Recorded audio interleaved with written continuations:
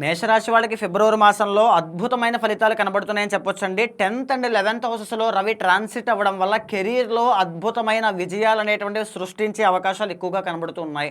And also బుధగ్రహ సంచారం కూడా కుంభరాశిలో బుధ ఆదిత్య యోగాన్ని ఏర్పాటు చేస్తుందండి. ఎప్పటి నుంచి?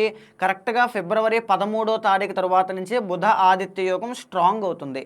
దానివల్ల ఏంటి అంటే ఏదైనా ప్రమోషన్స్ రావడం కానీ, కెరియర్‌లో మంచి అభివృద్ధి అనేటువంటిది చూసే అవకాశాలు ఎక్కువగా ఉంటాయండి.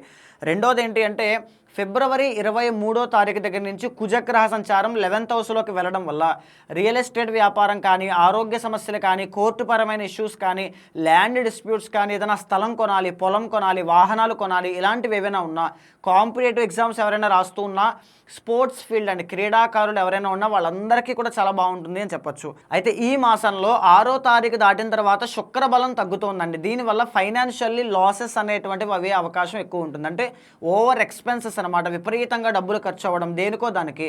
సో సేవింగ్స్ అనేటువంటివి లేకపోవడం, డబ్బులు విపరీతంగా ఖర్చు అవ్వడం జరుగుతుంది. కాస్త కేర్ఫుల్గా ఉండండి. దీని నుంచి బయటకు రావడానికి మహాలక్ష్మీదేవి యొక్క ఆరాధన శుక్రవారం పూట ఎక్కువగా చేయండి, చాలా బాగుంటుంది.